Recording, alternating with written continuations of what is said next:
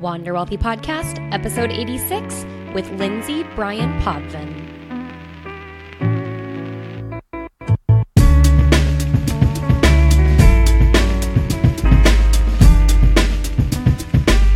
Hey, welcome back to the Wander Wealthy Podcast. My name is Tess Wicks. I'm the host. If you're new here, if you're not, welcome back. Today we have a fun interview episode with Lindsay Bryan-Podvin, who is the founder of Mind Money Balance. Let me take a second to tell you a little bit about Lindsay, and then I also want to tell you how we got to know each other, which was via the internet. Isn't the internet great?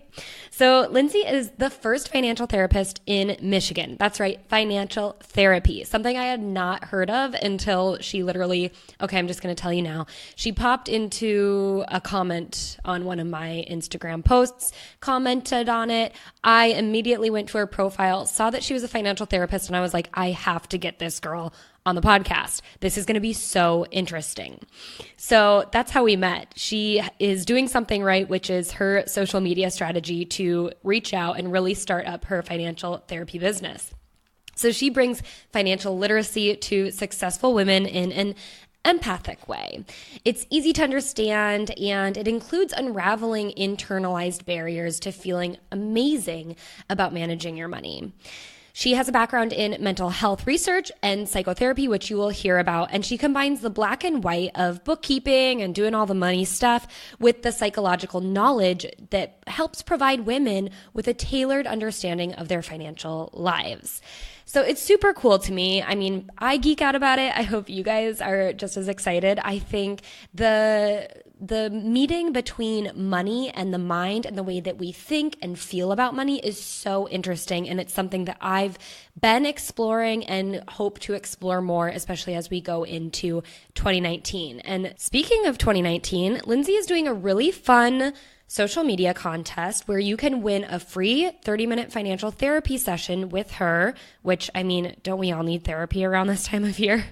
And if you want in, you have to listen to the episode and then wait till the end of the episode, and I will share with you the directions on how you can enter this competition to win a free financial therapy session. So tune in to the end of the episode.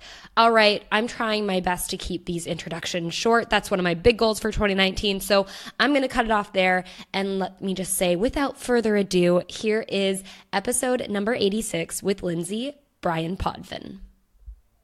Lindsay, welcome to the Wander Wealthy Podcast. I'm super stoked to have you here, and I've gone ahead and done your professional bio, but I would love for you to introduce yourself as if you were introducing yourself to a girlfriend, not necessarily like a professional acquaintance or anything. Thanks, Tess. I am a financial therapist.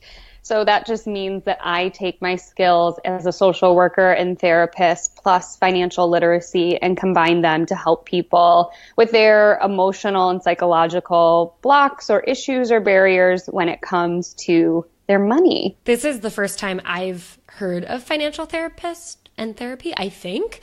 So I'd love to dive in on that, and then we'll kind of get back to your personal story. How did you find out about financial therapy? And then, what does it take to become a therapist, and what would you do if it was like in a session with someone? How would you first start getting to know them and helping them figure out what they're there for? Yeah. Oh my gosh. So many questions. So I'll start with the first one. How did I even end up here, and how did I end up choosing this path? So I've been a therapist for several years. I've worked in research and pediatrics, in individual treatment, refugee resettlement. As many social workers do, you kind of bounce all over the place. And what I kept finding was coming up was, not surprisingly, issues around money. And the only tool that I had as a social worker was to hand somebody an 800 number to get their loans consolidated, or to advocate for somebody to ensure that their utilities were paid. But beyond those types of things, I had no language around talking about money. I didn't know how to address it. And I felt like this is something that comes up in every single human's life all the time. And in therapy and in social work, we're trained on all sorts of things, from sex and trauma, abuse, neglect, heavy stuff. And yet I didn't have the language around money. So I started just kind of doing my own research, I've always had an interest in personal finance. So I just kind of fell down the personal finance rabbit hole. And as I was starting to gain more confidence and knowledge, I found out about the Financial Therapy Association. It's a very new group established in 2010. So it's a group of psychiatrists, psychologists, CPAs, CFPs, coming together to create a unique curriculum that combines the language of money with psychology. And then I started following them and ended up getting certified in financial social work, which is a touch different, but the Financial Therapy Association is still figuring out credentialing. So that's how I ended up where I am. Fantastic. And now, do you work for yourself and you are, taking on like private clients, or do you also work with an association or like a kind of a bigger kind of social work? I don't even know what they're called, but like working with a different kind of department or something. Yeah.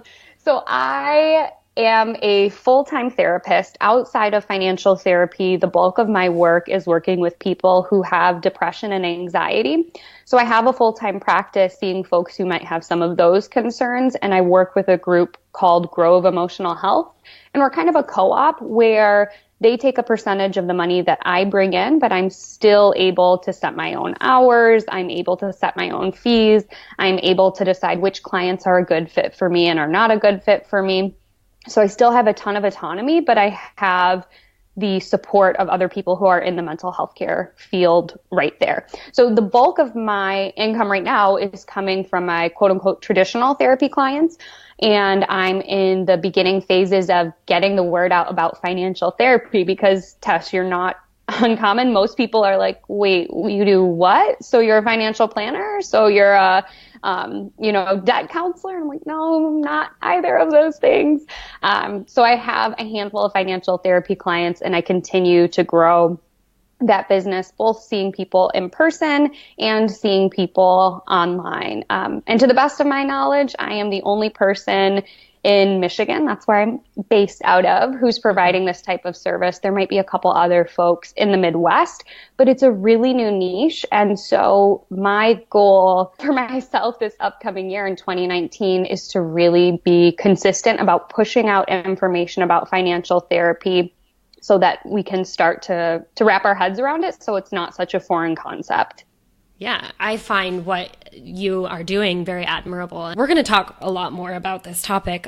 There's so many links to having difficulties with your money and, wrapping your mind around not only the kind of like A plus B equals C, but also the emotions that go into that. And it's not always that like having a great budget or finally getting a handle on your debt can help you get out of maybe even your main line of work, which is, you said, depression and anxiety, could have a very, very close link to the financial part of it. Oh, absolutely. And I like what you said about it doesn't matter how organized your finances are or how big your net worth is on paper. If you struggle emotionally when you look at that number, something's going on. And that's my job, is to help you address whatever it is that's making you feel off when it comes to your money. Cool. Okay, let's talk personally for a little bit, and then we'll get back to this topic because I know you have so many great tips to share with us. I'd love to know how you personally grew up around money and what kind of relationship maybe you had and now you have had, and maybe even as you went through like getting certified as a financial therapist, how what you learned has also changed your life. I could talk forever about this. So I was incredibly fortunate to grow up upper middle class, and I also had the benefit of my mom coming from a more working class family that had done the quote unquote bootstrap thing and climbed up through the ranks. So my maternal grandparents were poor. Like my grandfather ran away from home as a teenager so he could start working because he was his parents were unable to care for him. So that's part of the mentality that was passed down onto my mom and then on to me. So when it came to me, my mom was really good about making sure that we talked about money. She always let us know that we were privileged. She didn't allow us to whine or be quote unquote spoiled about money. She made sure that we knew I grew up one of 5 girls. So she always made sure that we knew that we were never too good for a job. Like one of my kind of first memories about maybe money and working, maybe not the first, but one that stands out is I was going to get a job in high school, and the job that was like all the rage then was to become a lifeguard. Oh yeah. So I had my certificate.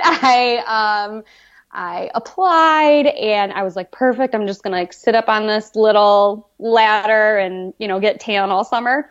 Right. But I didn't get the job, and I came home and I was like, whining as teenagers are wont to do. And my mom, like without missing a beat, was just like, who cares? You're not too good for anything. Get out there. You're not coming back until you found a job. So I literally was just sent out and just drove all over applying for jobs anywhere from groceries to retail. And I ended up getting a job in the restaurant industry at a Big Boy. And I am convinced that that particular job allowed me to just be a little bit more humble about things. I learned so many lessons, and I also saw people who were working incredibly hard and trying to support families on that type of money. And that was pretty eye-opening to me. And I ended up waitressing for probably 8-10 years. So I ended up staying in that line for a long time. And then in terms of my relationship with money today, I would say that I really have a comfortable relationship with money. I don't let it lead me or dictate my life, but I look at it pretty frequently. I would say I log into my accounts multiple times a week. I make sure that everything looks right. I'm not just doing mental accounting. I can see the black and white there as well. And everything for me is automated. That is just what seems to work best. I love that. And it's so funny the way that not even just our parents, but their parents can impact the way that we start thinking about money. And I too grew up with lots of privilege, and I've become more and more, I used to kind of have a lot of shame around that because Totally. Mm-hmm. I was from a small town, and so it's pretty obvious who are the more privileged people in the town and who aren't. And I'm wondering if, you had any learnings of that. Because for me, even just negotiating a salary instead of being oh, okay, this is good enough, I could see that being something that maybe you wouldn't negotiate because you think maybe I'm not too good for this salary that this employer is offering. Just as an example, what kind of hurdles have you also had to go through or overcome? Because I think it's important.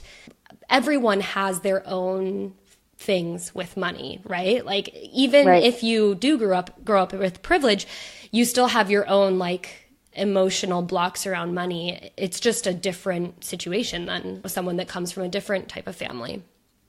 Yeah, absolutely. And Tess, my background probably is pretty similar to yours. I'm from a small town in the Midwest. People knew that we were privileged. My dad was a physician. And I got those little lessons like you're talking about, that maybe not lessons, but I heard things that did cause some shame, oh, must be nice for you. You live in such and such neighborhood, or, oh, it's so easy for you to say your mom doesn't have to work, right? So I heard things like that. And again, I didn't have the language to understand why those particular comments were hurtful or harmful in any way. But I do think that in a way to kind of compensate for my privilege, I do think in my early 20s, I pretended that I didn't have the privilege as a way to feel more, quote unquote, relatable. And as I got older, rather than pretending that it didn't exist, I was able to acknowledge it and be more at peace with it instead of hiding behind it. It's this weird dichotomy that we have of, in the US, the American dream is to bootstrap your way to money and wealth and be set and be able to take care of your children and grandchildren.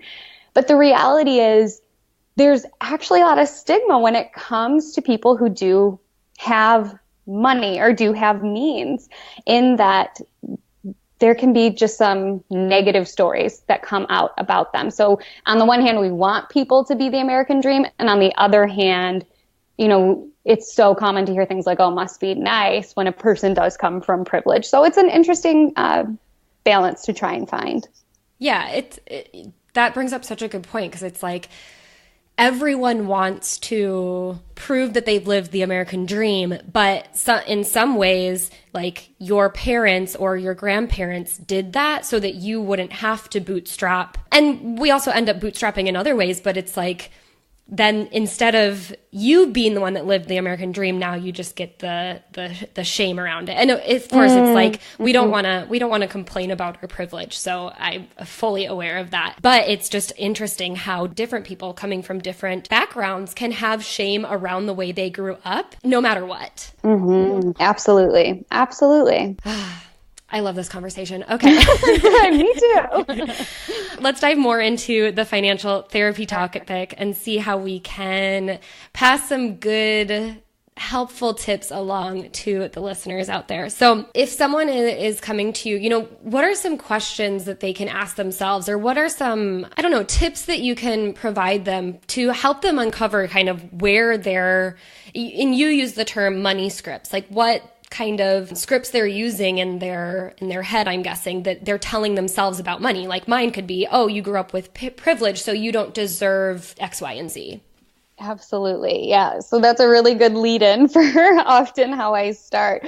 So because financial therapy is so new, we have fairly limited research, but the research that we do have, not surprisingly, shows us that most of our money scripts or our money beliefs, whatever you want to call them, are actually cemented by the time we're about 8 or 10 years old. So if you imagine kind of navigating the world of money with beliefs about money that kind of stopped maturing at the age of 8 or 10, you can see how there's such a disconnect in the way that we tend to interact with our money. So there are 4 types of negative money scripts that people tend to fall into. By that, I mean 4 different categories of negative money scripts. And what I would do in maybe the first or second appointment is assess a person for where they might fall in terms of those money scripts. For example, if you were to kind of resonate with statements such as wanting more than just enough is selfish, good people shouldn't care about money, the less money you have, the better life is, you're more likely to fall into a money avoider script. And that is a person who has the lens in which they see the world with a bit of avoidance around money. So they might have these negative associations of having wealth or having money or having more than enough makes you greedy. So in kind of these subconscious or unconscious ways, they either avoid money. So I think you were hinting at it earlier, like maybe not asking for a raise, because that would like feel really gross. Or maybe they only look at their money once a year with their financial planner or with their accountant, right? So it's about kind of like ignoring and staying away. So that's one type of script. And the other ones are worship. So that tends to be a person who associates happiness with the amount of money they have. So if I have more money, then my life will be better. Another one is money vigilance. So these are folks who are very on high alert about their money and concerned about their financial health. So they're always making sure they have enough. These are the people who we probably give labels of frugal to or penny pincher to. So they want to make sure that they have it available. So kind of experiencing some sensations or feelings of panic or caution. And then the last one is money status. And this is a little bit different than money worship in that they do value money, but they value the display of money even more so. So this might be a person who we might use the words flashy with. So they want to show their wealth, and some emotions that might be tied in there could be like feeling inferior or feeling lacking or misunderstood. So those are the 4 categories. And then from there, we can shift into what do you do with that money script? Okay, now you know that, but now what? Okay, I have to pause you for a second because I'm Yes. curious. So you have a money script and it's most likely that you get it by like 8 years old. Mm-hmm.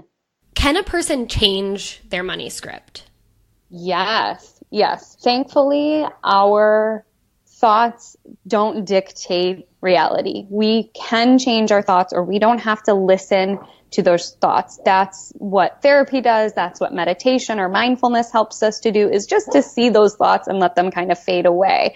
So with a money script, you first kind of start by just acknowledging it, right? So knowledge is power. And there's a stress management technique that often works well, which is name it, own it, use it. So you first name what's going on. Oh, this is me being a money avoider, or this is my money worshiper mind talking.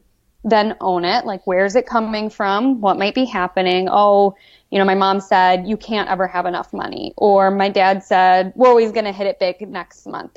And then just gently using it and saying, it's okay, I have enough, or it's okay, that's an old thought. I'm here in 2018 and I'm here right now, and I don't have to follow that thought. I love that. Okay, I want to talk about money worshipers, because the thing that really resonated with me is like tying happiness to money. And I know we have this, we've already met this dialogue of like money does not equal happiness. You hear that all the time. Sure. But I somehow, and maybe this is just me, I don't know, but somehow like when we talk, maybe not necessarily happiness, but success. And it's interesting because in some ways success and happiness could be the same thing. And in some ways they could be entirely different things. Like, I think you have to define success even further, like financial success, relationship success, whatever it is. But I'm just interested in your take on that, because especially in America, and now that I'm living in Italy, I'm getting an entirely different view on the world and what especially Italians view as success versus kind of, again, going back to the American dream. So how do you help people? I'm assuming it's good to kind of detach that in a way and see that like you don't have to have the riches in order to be successful and to be happy. How would you dissect someone if they were a money worshiper? Maybe dissect is the wrong term, but you know what I mean. Okay, so there's two things that I think I want to address. So one is, how do you differentiate between a money worshiper and a person who wants to be successful? Is that fair to say? Mm-hmm. Okay, and then another one is this idea of a certain amount of money bringing in happiness. Yeah? Yeah. Okay. So with success and money, like you said, you kind of have to split them up. The thing with a person who fits into the money worship category is that it's more about this constant chase, this idea that the next promotion will have me feeling happy. The next house upgrade, then I can relax. But that doesn't seem to happen. It's more of a more is more. I need to keep chasing. So that's where it's different than somebody who's like, oh, wow, I got that promotion. I was able to afford that new house. I'm feeling so good and content with the things that I have. So that's a little bit of a distinction there. And then I just want to touch on this idea of happiness and money. We all heard that statistic that in America, once a person has I think it's $75,000 salary, then any money above and beyond that doesn't increase your happiness. And I mean, I think it's a generalization. I get what they're saying. They're essentially saying if you can meet your basic needs and have a cushion, then you'll feel better. But I also think that in particular, our generation might be swinging too far in the other direction. I think a lot of us, I'm assuming you're a millennial, I'm a millennial, have been sold this idea of like, do what you love and money will follow. And I just think that's kind of BS. And I think it puts a lot of pressure on us to find the perfect job that gives you the right amount of income, and you can like not be materialistic and like live in a yurt or whatever. I think it is such a disservice and so much pressure to find the thing that makes you so happy, and it may or may not be tied to money. Does that make sense? Yeah. It does. Okay. Even if it doesn't, I know exactly what you're saying. Perfect. I totally get it. You understand me. But I totally agree. I think It's hard. Life is hard. After you graduate from college, you're supposed to find a job. You're supposed to love it. You know, all that pressure that we put on ourselves, that's not easy. And life isn't going to be easy. But I mean, even as someone who gets to do, and I recently did a social media post about this because social media drives me crazy, but so does, I get a lot of emails with people saying, you know, I'm really interested in, one example was someone said, I'm really interested in travel and fashion. And I would love, like, I'm doing this job and I'm not crazy about it. And I would love to like do something I'm passionate about. And I always warn against this idea of making your passions your work. For some people, it works. Yes, absolutely. Yeah. Like for some people it works. For me, I'm lucky that I'm passionate about educating, in particularly women, about money, but there's days where I hate doing this work, you know, not because I hate and I'm not passionate about it anymore, but because there's a lot of unsexy parts about work. That's why it's work. It's not easy to, I mean, making money is simple, but it's not easy. Yeah. Oh my gosh. I so agree and resonate with what you just said. Yeah. So it's like, well, if living in a yurt is your passion, but you still want to, you know, fund your 401k or have a 401k and health benefits, then like you can still have your 9 to 5 and live in a yurt and care for the earth. Like you can kind of, I don't want to say you can do it all, but you don't have to make your passion, or you don't need to like make your work your purpose necessarily. And you don't need to work on your passion always, because you might end up hating it after that because there are those unsexy parts. Absolutely. And I think going back to that person who said, hey, I want to be, you know, a fashion blogger or a travel blogger because that's what I love to do. It's almost, you know, money is a tool at the end of the day. It's a tool that helps us get where we want to go or achieve different things. And if this person's in a mediocre job, but they're not miserable and they're making some money, then guess what? You can go spend 2 or 4 weeks taking in fashion shows abroad and blogging about it. But you don't have to give up your career in order to chase this dream. Like you were saying, it's not about having it all. It's just about figuring out how they all fit into this limited slice of time that we have. Yeah, absolutely. Okay, we could talk about it forever, I know, but we have to move on. We're gonna get into the money round where we talk a little bit more about your personal finances. So I'd love to know, to begin, what is your current plan with your money? How are you? Obviously, we kind of know how you're earning money, but then what are you spending your money on? What are you saving for? Are you investing it? You know, what are you actually doing with your money right now? Yeah. So we talked about how I'm earning my money.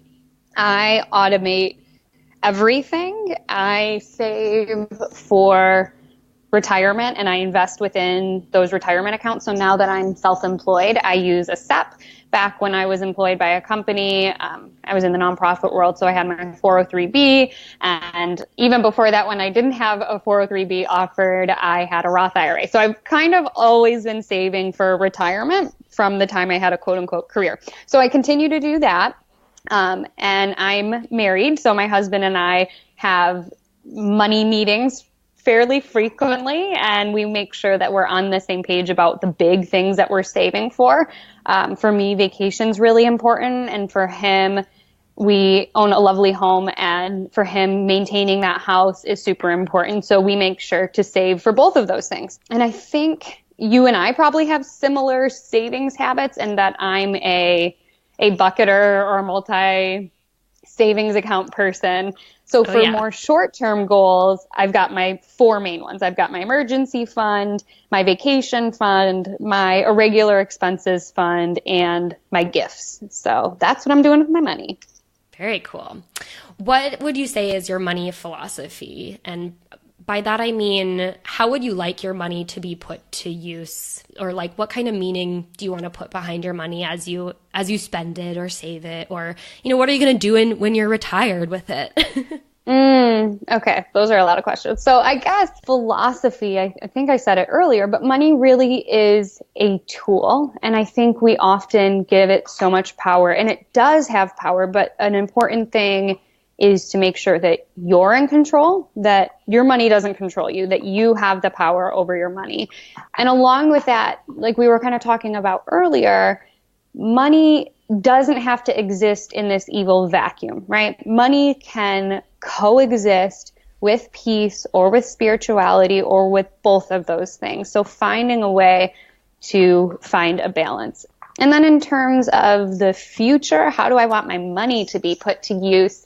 I've talked about kind of my short-term and long-term savings plans, but after I spend on the necessities, I spend on my dog and I also give to a few charities that I find really important to give back. What is one piece of unconventional money wisdom that you believe in and you implement into your money life? I wouldn't say it's unconventional, but I don't think credit cards are evil. I use mine responsibly, and I'm very pro maximizing all your rewards. I'm big on the travel rewards. You got to get those points. Mm-hmm. All right, we're going to get into the quick and dirty Q&A round to wrap up the show. Just a few quick questions so we can get to know you even more and then make sure people know exactly where to find you. So, okay.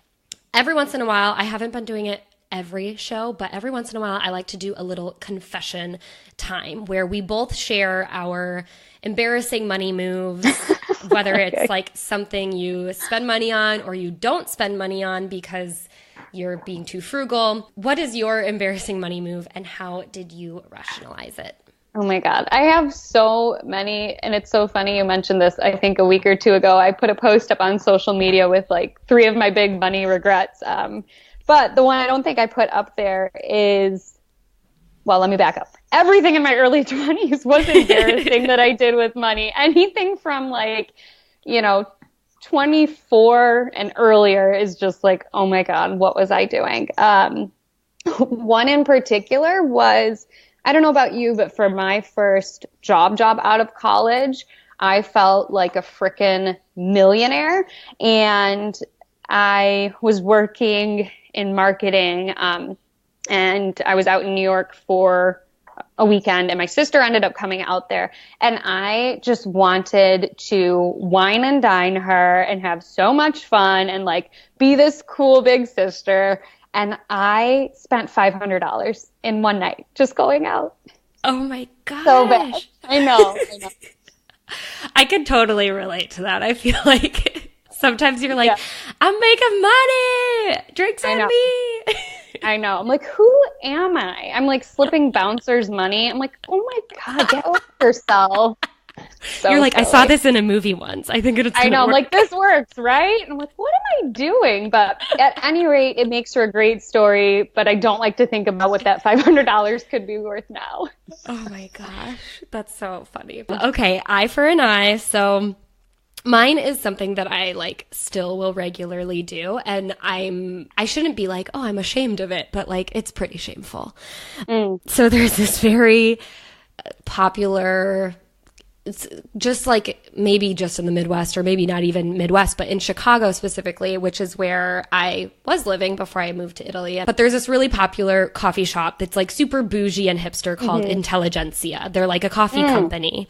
Oh, they yeah, have a I couple, know them. Yeah. Yeah, they have a couple different stores around Chicago. And I was living with a roommate at the time, and she also was making some really good money at doing an internship. She was like a broke college student, but her internship was in like tax law, and she was working for this huge company. So we were both like, yeah, let's go get the most expensive drinks in town, aka coffee drinks at the local coffee shop, where they did like a iced matcha latte with oat milk. And this drink is, I don't know, maybe people like pay this much for coffee. I don't, because I just buy like regular black coffee. So it's usually, if I do get it out, it's like $2. This one is like $7 to $8. And it's this little tiny thing, but it is delicious. So it's a very big splurge. I should not even do it. I should figure out how to make it at home. But sometimes you just want to treat yourself. Dude, there's no shame in that. I mean, think about the experience that $7 has provided you. So oh yeah. I'm pro, fancy matcha tea, iced latte. Right. It's just every sip is like a nice golden 50-cent piece, basically. Totally. All right, let's go to the next question, which is, what is one non-negotiable money indulgence that you refuse to cut from your budget? Spa treatments. I probably get a facial or a massage once a month. Not both in the same month, but spread out. And that comes from, I don't think we talked about this, but I have my own fun money. So it's like my own allowance. So that's how I choose to spend it. And I believe it's self-care. I get there early. I have my tea. The bed is warm. I fall asleep. I love it. I won't cut it out. That sounds Plus they lovely. have a rewards program. So I end up getting a free facial like once a year. So I feel okay about it. There you go. Yeah. It doesn't happen as often as the free coffees, but... No, definitely not. Takes a little longer. That's a punch card you keep around for a long time. Yeah. What is one small $100 or less investment that has helped you get ahead? So this is slightly over 100, but recently, just because it's on the top of my head, I hired someone from Upwork to audit my website, and it was fantastic. She charged me $125 and gave me so much information that obviously I'm a therapist. I'm not a website designer by any stretch of the imagination. So it just gave me like 6 pages of tips, and it was wonderful. What is your most used app on your phone that isn't social media related? Libby, Libby. So it is audiobooks, but you put in your library card number, so you get your audiobooks for free on your phone. And I'm obsessed with it. What? Yes. I need to check this out. First, I need to get a library card, and then I need to check this out. Yes, it's amazing. So, I mean, it's similar to a regular library in that they have like X number of audio copies available. So I just have like this long queue. It's like old school Netflix, if you can imagine that, right? So I just have this queue of books, and then whenever one's ready, I just get this little alert that's like, your book is ready to listen to. I'm like, bonus. So, yeah. Interesting. So is it like a national library book collection, or is it the book collection at your library? No, it's national, but your library has to participate, and my library does. Yeah. Cool. So check it out if you're looking to save on your audiobook collection. All right. What is your favorite money book? I don't have a book in particular, but like my money icon is Susie Orman. And maybe I could pick like Women in Money or something like that to make it easier to answer your question, but Susie's my girl. Okay. All right, Lindsay, this was so much fun. I feel like we could talk for another hour to 2, but unfortunately, the people listening probably don't have that much time. So we have to wrap it up. I'd love for you to tell us where we can find you so we can stay in touch and follow along. And also, this is one question I don't think I've asked yet, but are you able to do financial therapy sessions over the phone or over like Skype or internet, or do you have to be in Michigan? Nope, I can do them from anywhere. Cool. Okay, then tell us where we can find you so we can all sign up. Okay, so my website is Mind Money Balance, Mind, and my Instagram and Pinterest are the same, Mind Money Balance, and my goal is to start putting out some YouTube videos in 2019, so my YouTube channel is just under my name, Lindsay Bryan-Podvin. Very cool. Thank you so much. I will send everyone there, and have a wonderful day. Thank you so much, Tess. This was so fun. And that's a wrap. Another wonderful episode. This one was with Lindsay Bryan-Podvin. You guys, if you want to get any of the information she shared in this episode, then you can head on over to the show notes. Go to wanderwealthypodcast.com/podcast/episode 86. And I'd also love to hear from you guys. What did you think about this episode? Come share your thoughts in the Wealthy Wanderers private Facebook group. Go to wanderwealthy.com/FB to get in there. Now, all the links you have heard me just say are linked up in the description box of your podcast player. So if you go to the description box for this episode, you can find the link to the show notes and the link to get inside the Wealthy Wanderers private Facebook group. You can also just get on the email list, whichever one you prefer. Now, as promised, Lindsay has a really fun competition going on social media. Again, I'm telling you, this girl is doing something right with social media. And if you guys want to get in, you have until the clock strikes 12 on midnight, the last day of 2018 before 2019.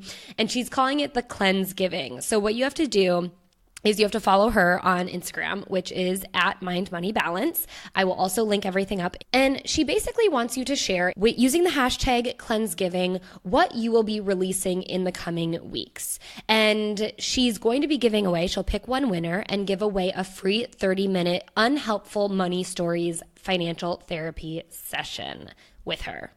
And she's going to give one of her favorite money books, a recent one that she can't put down, which is a surprise. And this is all going to be happening at the end of hashtag Cleansegiving season. So you have to use that hashtag. You put it on a photo. Oh, it is on Instagram. Tag one of your friends. Say what you're going to be releasing, maybe an unhelpful money story that you're personally going to be releasing. And then if you win, Lindsay, you can get on the phone with her and talk about it. And the contest ends at midnight on New Year's Eve. So super easy to get in, and you guys, you could win a free financial therapy session. So get on it. All right, that's all I have for you today. I will be on here next week. You can tune in, download a podcast episode, listen to something to get over any holiday stress you might be dealing with. We're going to be talking about goals and planning for 2019. So I will see you then. Until then, I hope you wander wealthy.